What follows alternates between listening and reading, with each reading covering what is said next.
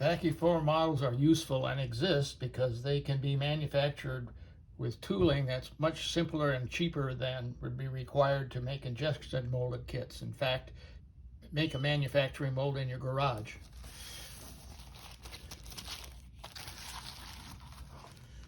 This compass coat model is an example of a Vacuform model that might be reason why would they have them.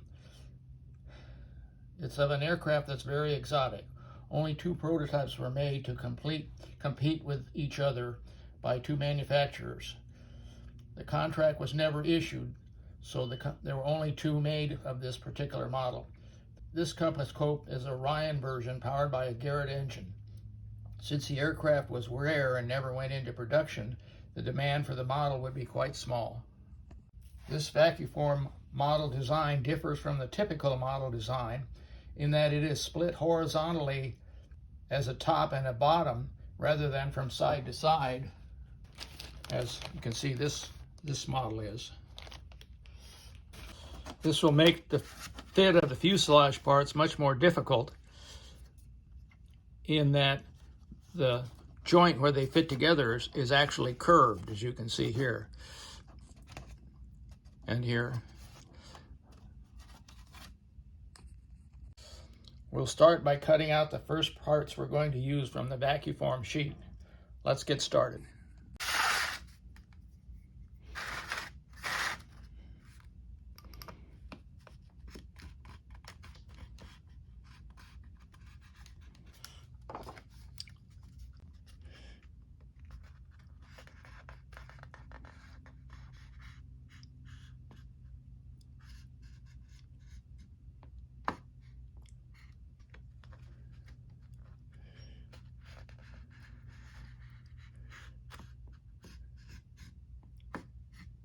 Here are the parts cut apart.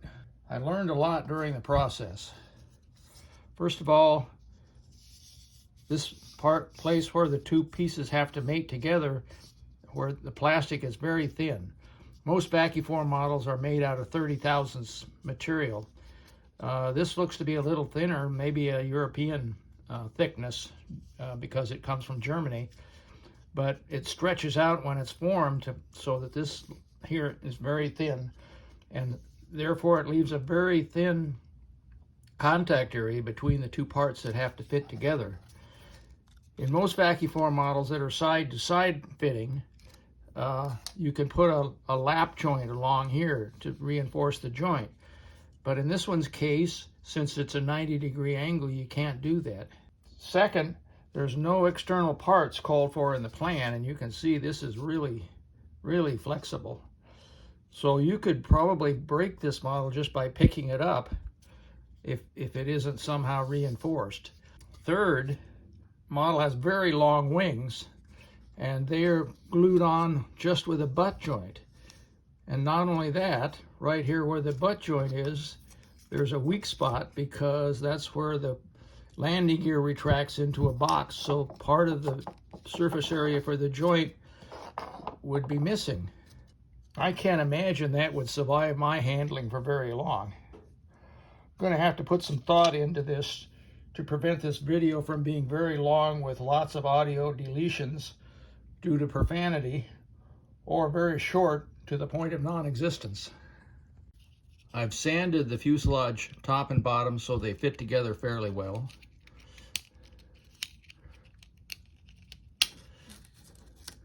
I've added 60 thousandths plastic strip around the edges so that there'll be a glue surface between the top and the bottom. And I've added a structural cross piece just under the wings in hope that will prevent the fuselage from being weak and damaged if you squeeze it and flex the joint. I hope to use this part, which was supposed to be the wheel well, to have a pass-through area for a spar for the wing, because I don't think butt joining the wings on here is going to be durable. Okay, so here's a set of a single wing cut out, top and bottom. To get the wings to taper, I'm going to have to reduce the trailing edges to almost nothing and taper the leading edges from almost no sanding at the fuselage to completely thin at the leading edge to get the proper taper of the wing. Now I'm going to have to remember that the trailing edge is the part with the fairing on it, and that the top is the one without a landing gear well, so I don't get an inversion of the airfoil or anything like that. I'm going to wet sand the wing on a flat tile to make it as flat a surface as possible. I'm going to use varying coarsenesses of sandpaper. Initially, I'm just going to try and get the surface that was cut to be flat rather than a jagged edge.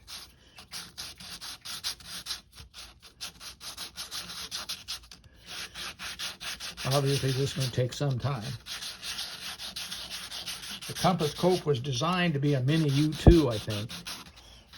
But I also believe it was designed to relay friendly communications somewhat like satellites and cell phones do now.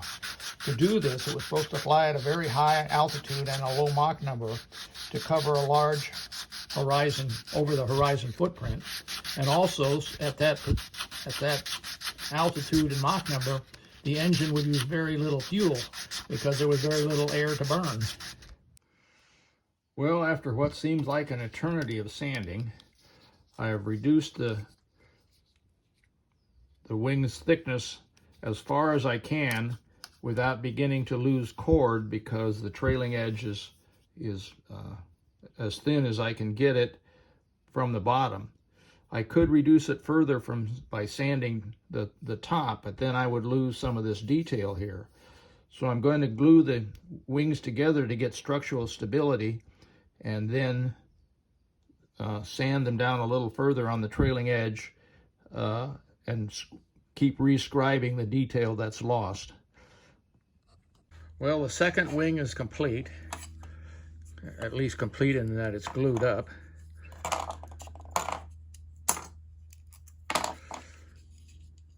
You can see that the trailing edge is still too thick, but I couldn't sand the wing anymore because I was beginning to lose width of chord. So I'll have to sand down from the top to finish, and then that will require rescribing these panel lines that are so nicely cast in there. Next, I'll work on a way to connect the wing to the fuselage, adding a small spar section in this landing gear well area, and I'll start sanding the tail. I've been cutting out the tail surface details. They suffer from the same problem as the wings in that the thickness of the plastic that they're cut from is about exactly as thick as the thickest part of the parts we're trying to make. So there's going to have to be sanded down very thin to anywhere near be to scale. This will be particularly difficult on the trailing edge, but that's Vacuform models. So here's one of the larger tail pieces and some coarse sandpaper, and I don't know if I'm going to be able to do this without somehow attaching to the handle or something to the part. It doesn't look like it. Here we go. Needs more water.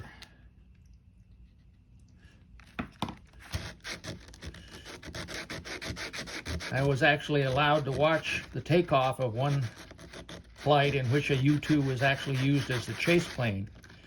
They looked like mother and baby U-2 flying off into the sunset. Well, I have sanded, fitted, sanded some more, fitted some more to get the wings and the fuselage to go together. I've installed this little stub spar through what used to be the landing gear box to fit into what used to be the landing gear recess in the wings, in the hopes that that will strengthen the structure when I put it together. I figure it's almost impossible to hold all those pieces together and glue them at the same time. So I'm going to try and minimize the problem by assembling the part over the plans and just butt gluing the wing to the fuselage in hopes of getting it right. And then if it proves to be right, I'll strengthen the glue joint by adding epoxy glue to the spar studs and re-gluing the butt joints in place. Well, let's see how we did.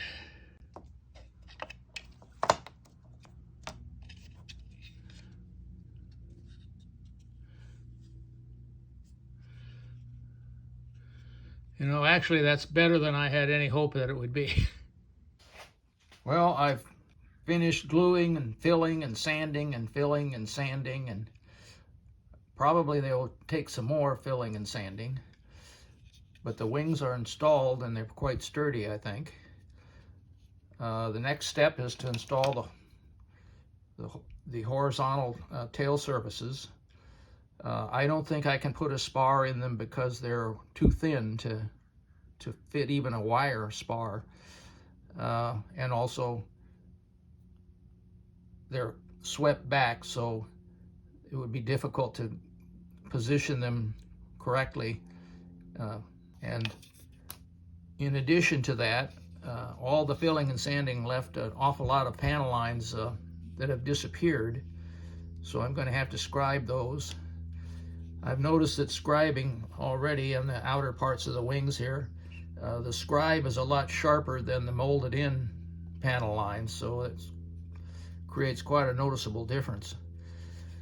So here's the glue up for the tail surfaces, I hope. See how this comes out. Well, here's the horizontal tail installed. I'll try and reinforce the joint with a little extra glue. It came out pretty good. The next step is the engine, which is built as a sub-assembly. This should be an important part to me because I worked on the engine and our company supplied it to this program. Here's the sub-assembly diagram, and here are the parts, which you can see are smaller. The plan was blown up to make it more visible, I think, because here's the actual size of the parts, and I'm concerned that some of them are so small that it's going to be like trying to assemble fingernail clippings, but we'll give it a try. Here are the details for the engine laid out next to the cross section of the engine. The cowl, the fan and spinner, the main ducts, and the tail cone. This piece goes in there like that. It glues on the front, and this fits in the back for the tail cone. I was a development engineer on the ATF-3 engine made by Garrett, used on this aircraft. Garrett has since become Allied Signal, and Allied Signal has since become Honeywell. Okay, so we have the tail's vertical surfaces installed. They're not perfectly aligned. I don't know how many times I can break them off and put them back on again, but I'm about to give up. Will give up. I painted the bottom to show all the errors in the filling of the bottom, so I'll have to work on that some more. And the engine is in the final glue up. Here's the finished product. Obviously it's going to be posed gear up because I didn't put on the landing gear, and I'll provide a stand to do that. And it needs a lot of sanding and filling and rescribing, so I'm ready to go. Masking for the black control surfaces produced a real masking tape mummy. Here's the finished product. Thanks for watching.